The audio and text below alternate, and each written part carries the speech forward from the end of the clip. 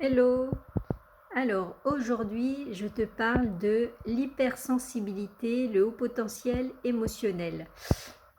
Bonjour, je m'appelle Laure Van, je suis coach en émotion et j'accompagne principalement les femmes hypersensibles au potentiel émotionnel à se libérer du regard des autres et du jugement des autres pour enfin oser être elles-mêmes et vivre une vie qui leur ressemble.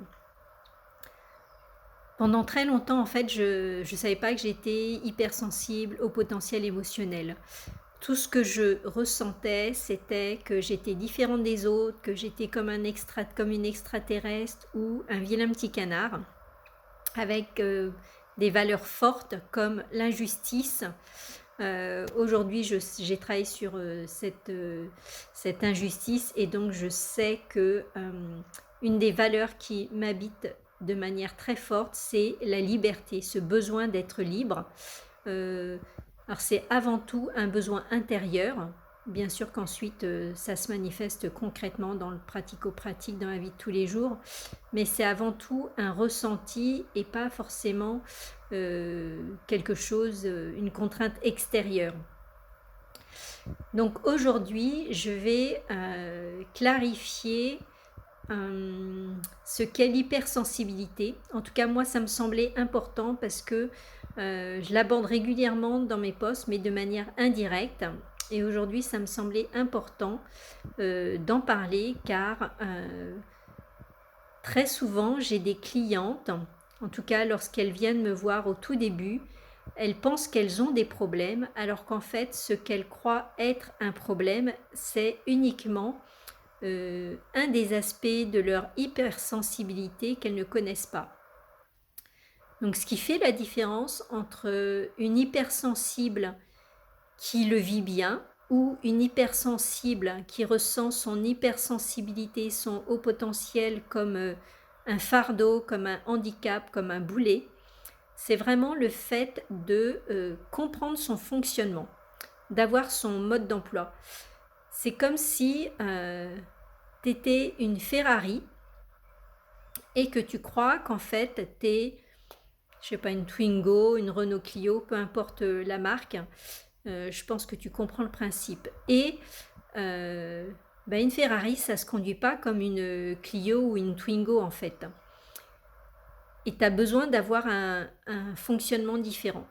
Mais pour ça, tu as besoin de comprendre ton fonctionnement. C'est comme lorsque moi j'ai eu mon premier smartphone, où je suis passée d'un téléphone portable à un smartphone.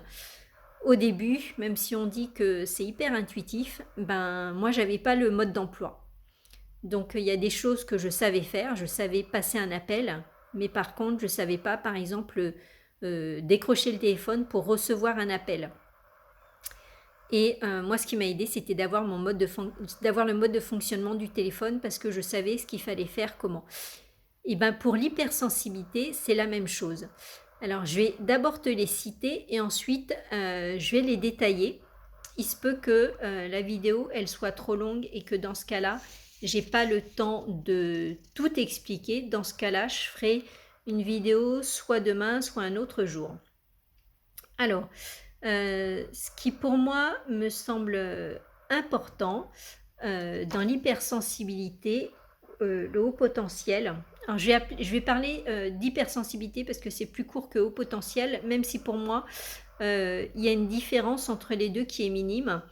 Par exemple, Raymond Dazan, elle parle du haut potentiel et du haut potentiel émotionnel.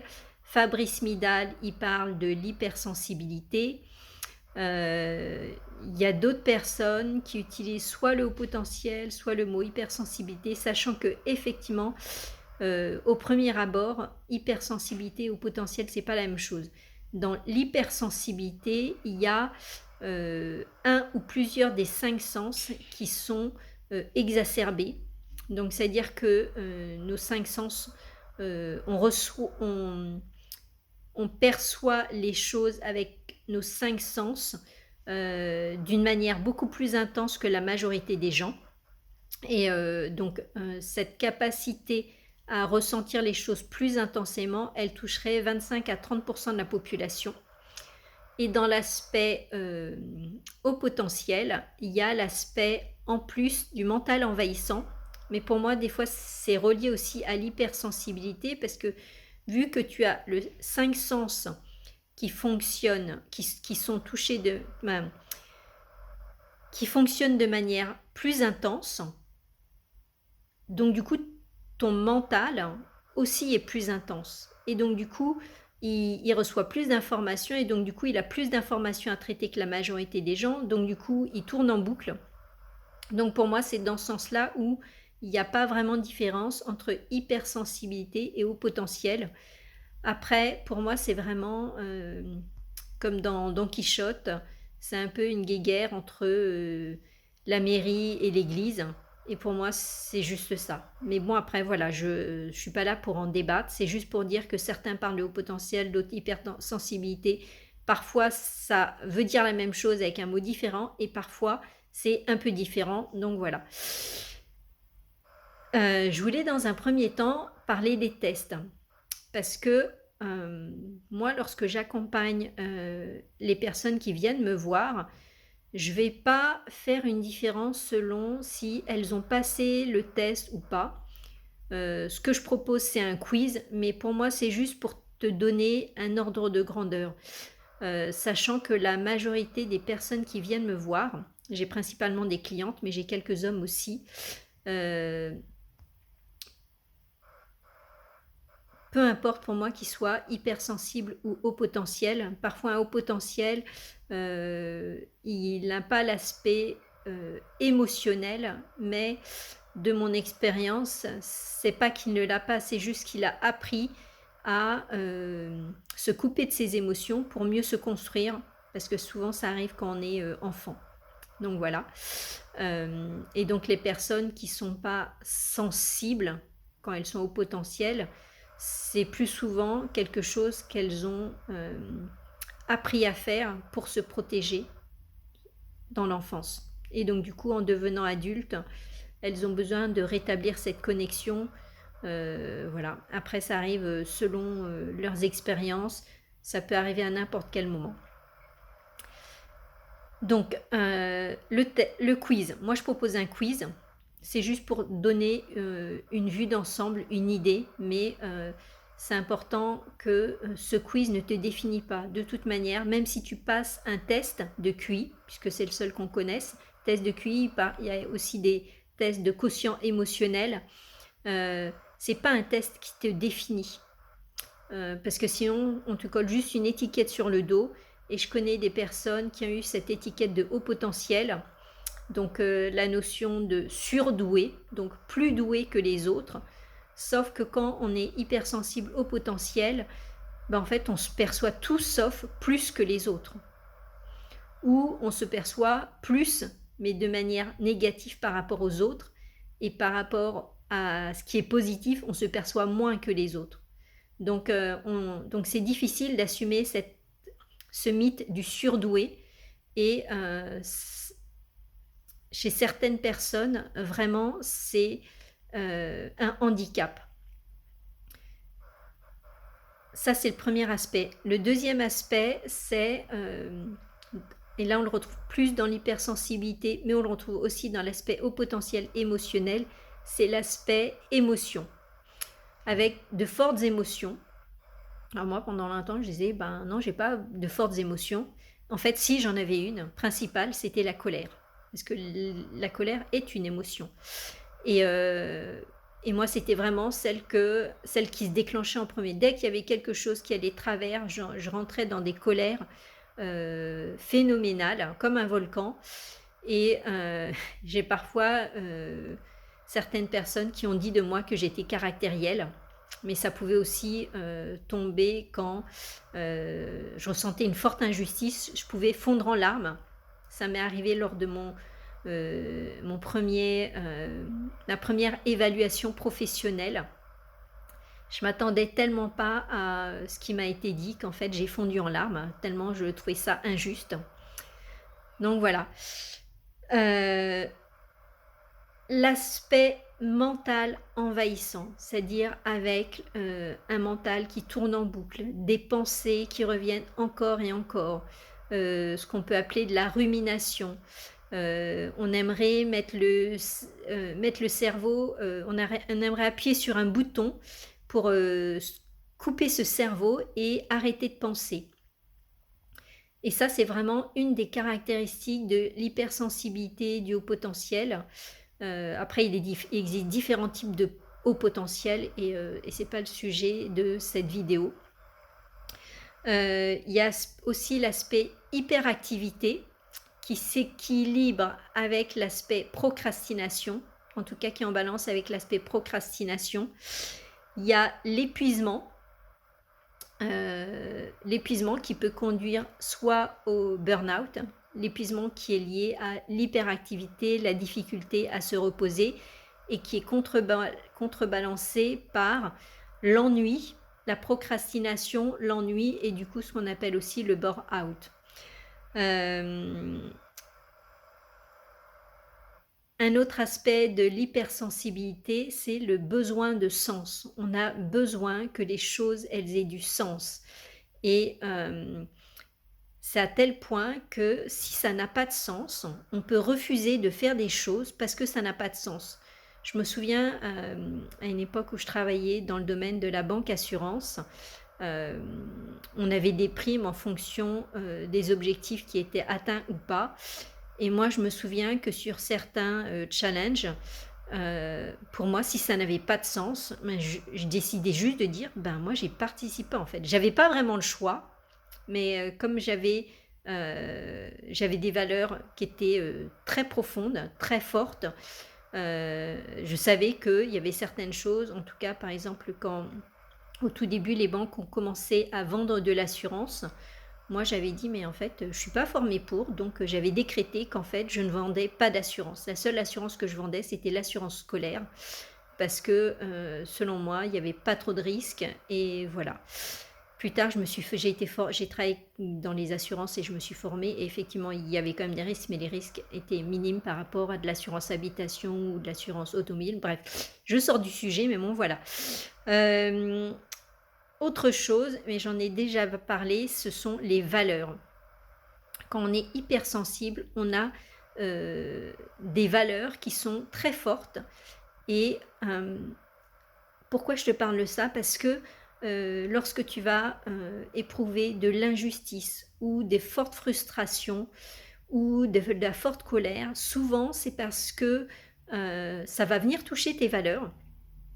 Des valeurs que peut-être tu sais ou peut-être tu les ignores, ou c'est quelque chose que tu perçois mais pas de manière très claire.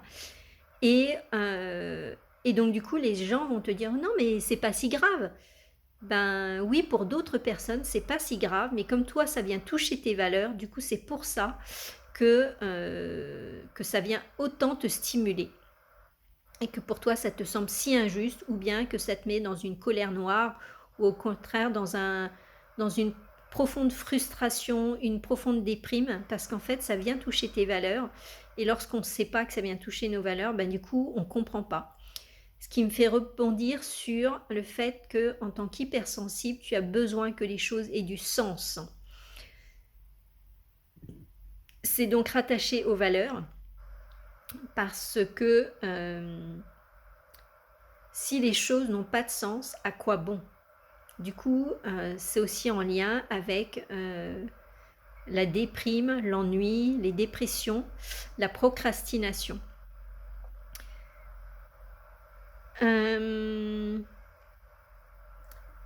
Du coup, le besoin de sens, on va le rattacher à l'accomplissement. En tant qu'au potentiel, on veut avoir une vie accomplie où on aura réalisé des choses. Et pour ça, on a besoin d'avoir une stratégie.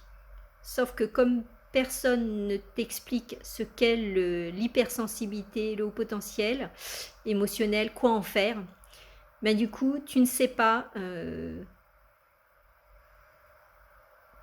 quelles sont tes valeurs, tu ne connais pas, ou tu as des rêves, mais tu n'as pas mis en place de stratégie, tu n'as pas une vision à long terme pour savoir comment tu voudrais t'accomplir dans ta vie.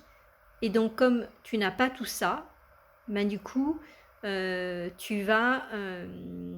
est possible que tu te décourages et que en fait la vie elle n'ait pas de sens pour toi et que du coup tu tombes dans une déprime du point de vue extérieur, qu'on te croit soit déprimé, soit dans la procrastination, soit un fainéant ou une fainéante, une paresseuse, alors qu'en fait c'est juste que t'as pas un rétro-planning qui te dit quoi faire, à quel moment, comment. Mais ça, ce rétro-planning, il ne peut pas venir de l'extérieur. En fait, tu as besoin de créer ton propre rétro-planning pour avoir des repères, pour savoir ce que tu veux atteindre dans ta vie et comment tu vas t'y prendre.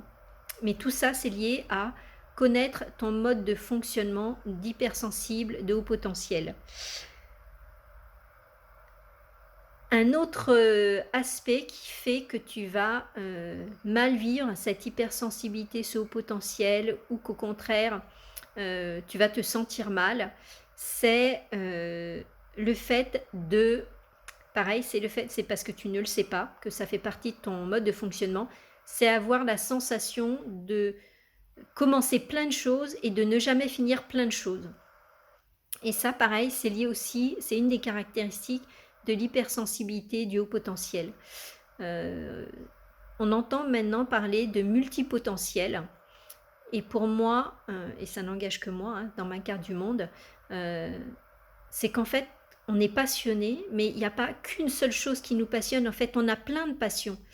Et en même temps, on a aussi cette impatience, parce que ça va vite dans notre esprit. Donc du coup, on a aussi envie que les choses, elles aillent vite à l'extérieur dans ce qu'on fait. Et lorsque c'est pas le cas, comme on ne connaît pas notre fonctionnement, on se décourage ou on laisse tomber. Mais c'est pas parce que on manque de focalisation, on manque d'intérêt pour quelque chose. C'est juste soit ça va pas assez vite, soit on a déjà compris la finalité et de l'extérieur, ça peut sembler, il pourrait sembler qu'on abandonne avant d'être allé jusqu'au bout. Mais en fait, c'est autre chose. Du coup, ce qui me vient aussi, et avant que j'oublie, parce que ça, je sais que je ne l'ai pas noté sur ma feuille, c'est le regard et le jugement des autres. Ça nous impacte tellement qu'en fait, on passe notre vie à s'adapter à ce que les autres attendent de nous. On s'adapte pour rentrer dans le moule, pour rentrer dans le cadre, parce que nous, ce qu'on veut, c'est être accepté, faire partie d'un groupe avec les autres. Et quand on se rend compte que c'est pas possible, que ça fonctionne pas, parce que les autres ne nous acceptent pas comme on est, du coup, on va avoir tendance à se replier, à s'isoler.